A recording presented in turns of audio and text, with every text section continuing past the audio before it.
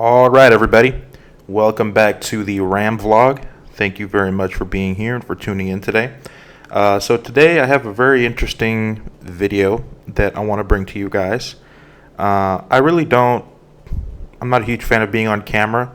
I much rather have everything, as far as a truck, be the whole point of the channel and not myself. So that's why I'm just recording my voice over the video that you're seeing right now. But pretty much this video, I want to talk about why I chose the Ram Power Wagon over, pretty much any other Ram vehicle out there. As far as, another 2500 with the Cummins, a regular 2500 that's not a Power Wagon with a Hemi, a 1500, pretty much any vehicle. So I'm going to talk a little bit about that, give you guys some points, important ones on why I chose the Power Wagon. So first thing that I want to start with is the look of the vehicle. So the Power Wagon, at least the 2018 model, as you guys have seen, has different graphics than the previous year, which last time they did a refresh was 2016. That was the last year of the previous refresh. 2017 came the new look of the Power Wagon. So I really like the look of the new Power Wagon. I love the stickers on the sides, the logo or decals. I love the ones in the front as well. They're really nice. I love the grill, even though I know a lot of people prefer the cross-haired grill, the original one. I really like the new one. I mean, it's really nice to me. I really like it. So that's some of the things I like on the truck. Obviously, as far as look,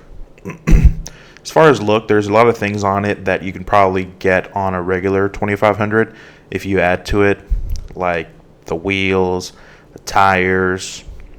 A lot of that stuff you can just add. The metal powder coated bumper in the front and the back. A lot of that stuff you can add. But the big reason why I wanted to choose a Power Wagon was because I didn't want to have to spend more money on adding too much more stuff to the truck. I wanted to buy something that had a lot of the stuff I already wanted and needed, so that it was minimal as far as the things I needed or wanted to add to it. So that's big. So as far as the look, I like the decals. I like the way the truck looks out the gate, out the factory. I like that it doesn't have any chrome.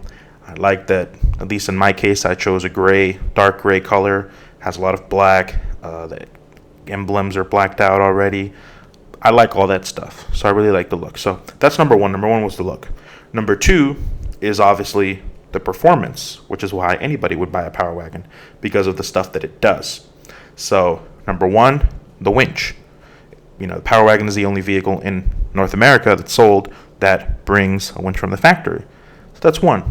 That's something that was important to me because I want to have a winch in case I get stuck, or in case I want to get somebody else out of, hole or whatever it is they're in. So that's important, have a winch.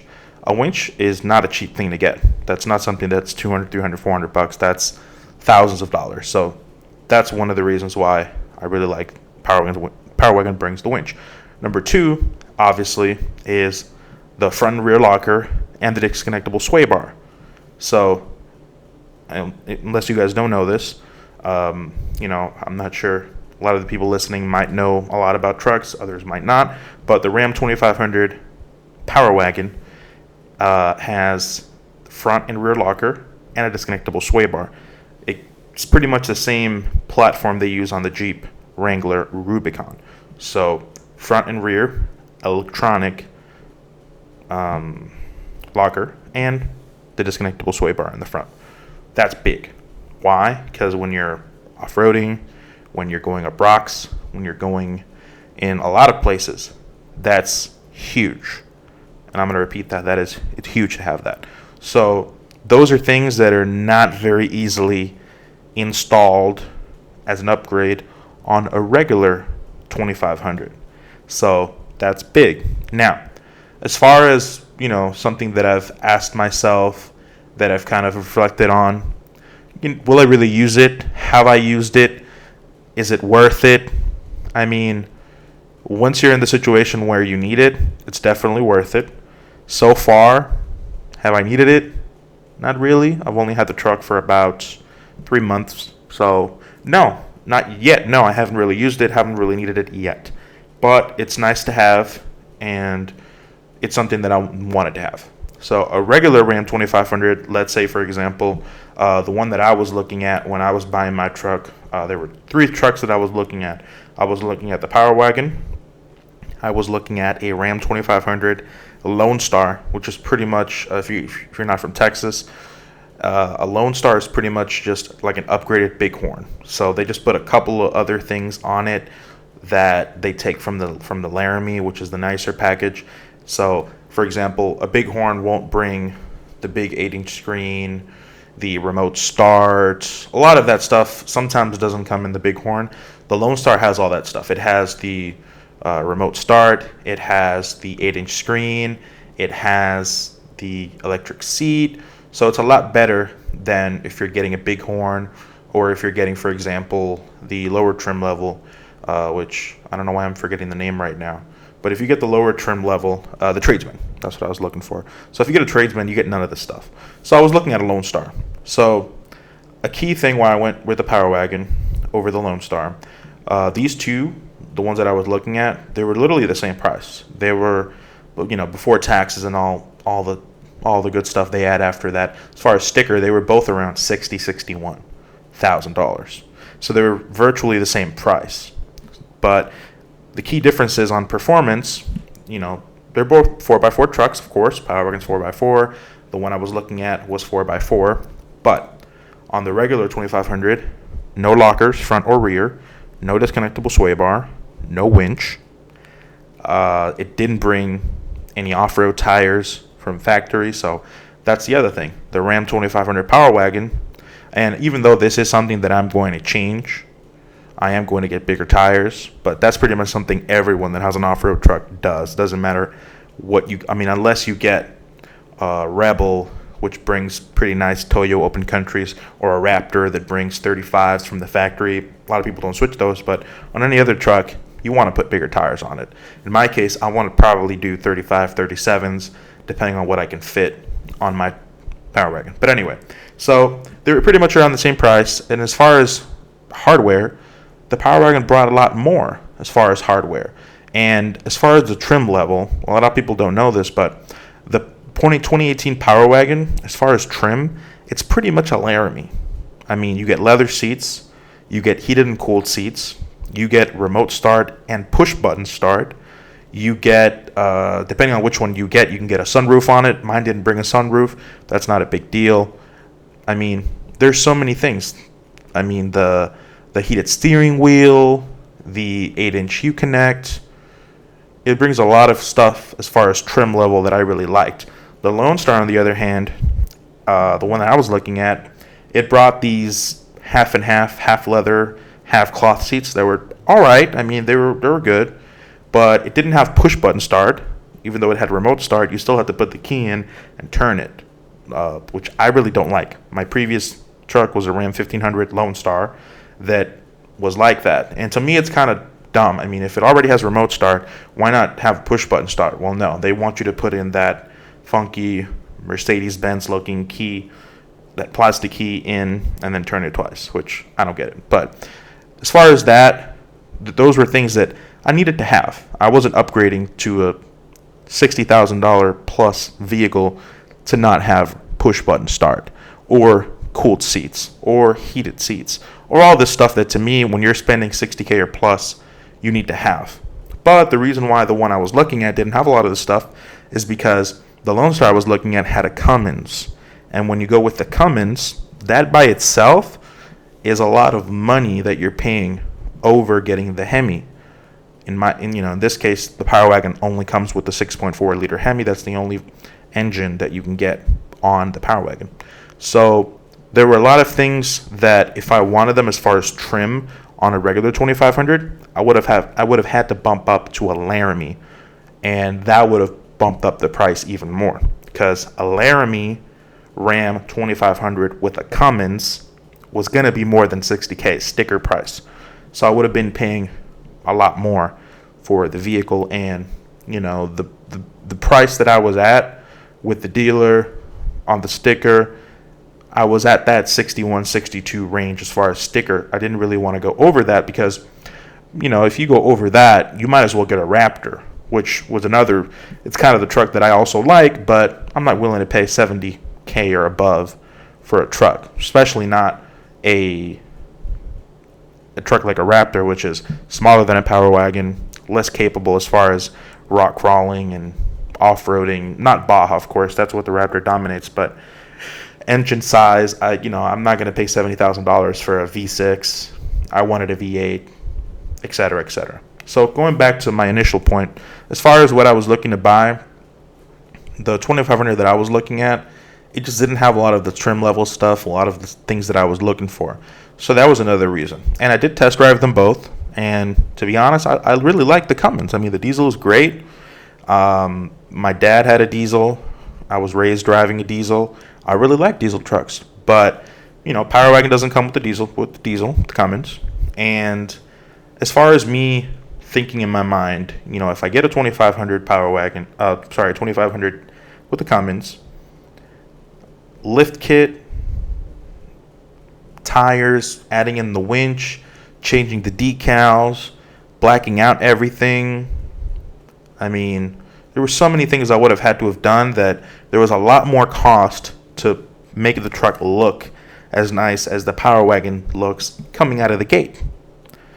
I mean, and that was a lot of stuff that in my mind I said, you know what? I mean, that's why I went with the Power Wagon. As far as the height of the truck, 2500 is very tall, of course. They're taller than a 1500, but the Power Wagon is 2 inches taller than a regular 2500 off the bat. So off the bat, when you buy a Power Wagon, you're getting a lifted truck. Now, of course, after I got it, I got a 3-inch leveling kit in the front with a 1-inch in the back. So it was kind of like a mix of a leveling kit and a lift kit at the same time. So my Power Wagon is raised 3 inches in the front, 1 in the back.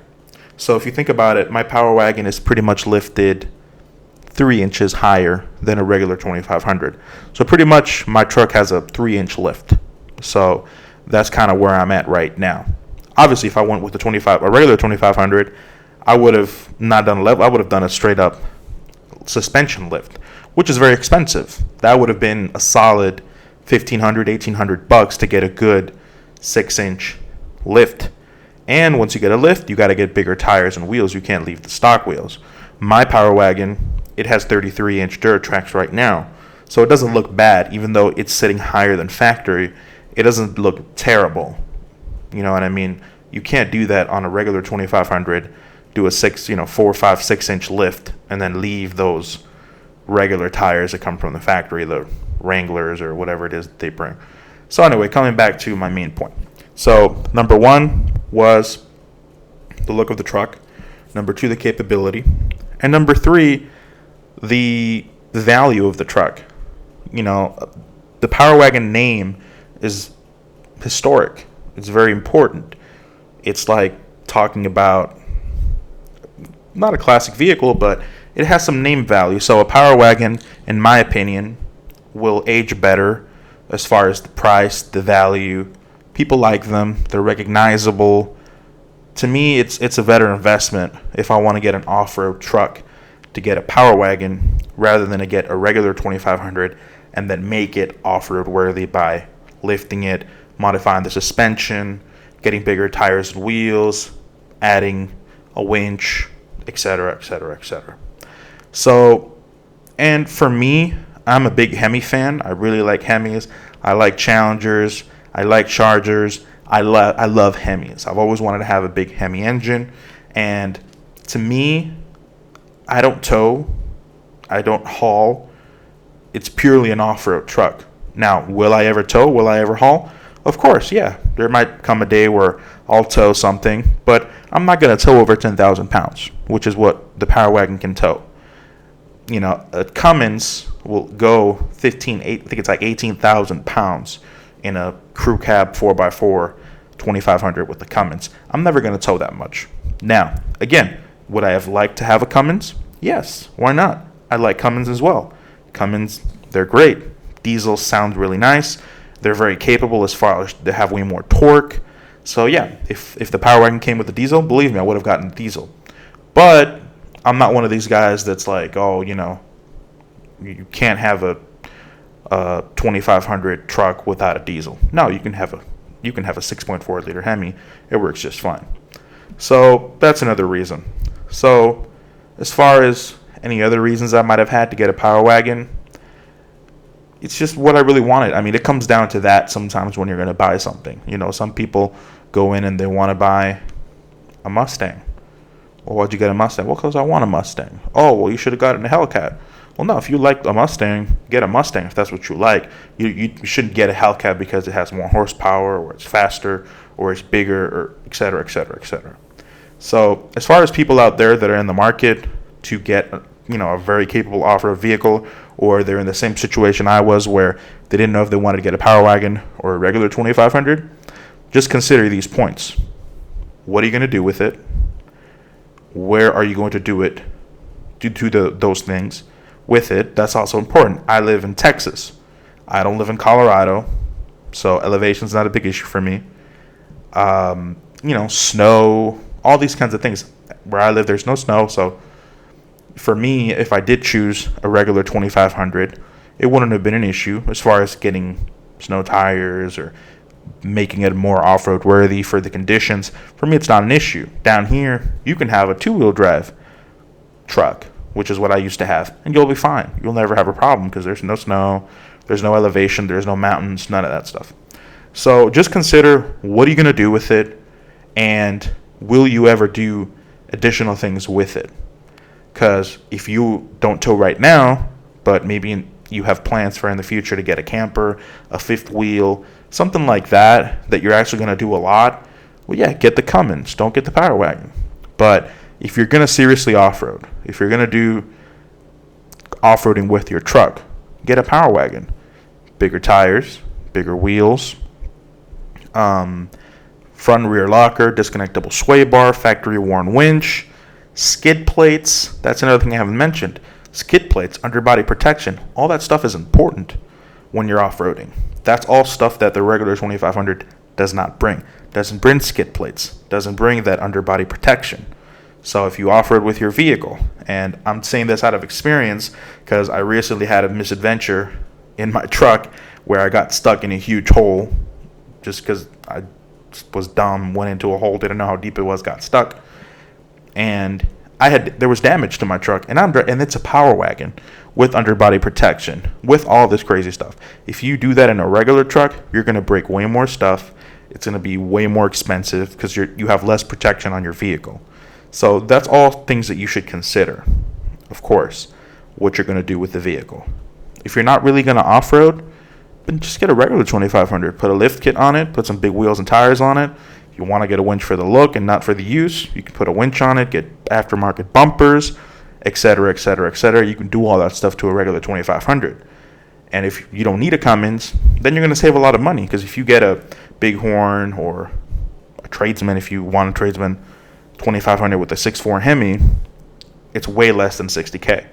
Or you can get a Cummins. So there's just various ways to think about it and decide what you want to do with your truck. So for me, that's why I bought a Power Wagon. I love it so far. I just finished putting a K&N cold air intake on it, and it sounds amazing. I really feel the difference. I know that's cliche, but it really feels better. So yeah, guys, let me know what you guys think about the Power Wagon, about regular 2500s with the Cummins or the Hemi. And yeah, like this video, subscribe if you want to see more on the Power Wagon. I created a page on Facebook for Power Wagon owners in the Houston area. So if you live in Houston and you have a Power Wagon, or you're thinking of buying a Power Wagon, or hell, if you have a regular 2500, join the club, join the group. And yeah, guys, in the link below, I have my Instagram, my Facebook page. I have Twitter, everything, pretty much every social media outlet, I have it. So check me out, check out my videos. I have a lot more stuff coming. I'm going to be posting a video on the intake, on my impressions of it, the new sound. I'm going to be posting other videos as far as off-roading, as far as the different mods that I've done on the truck. And yeah, there's a lot of stuff to come. So stay tuned, check it out when you can, and keep off-roading, guys. Bye-bye.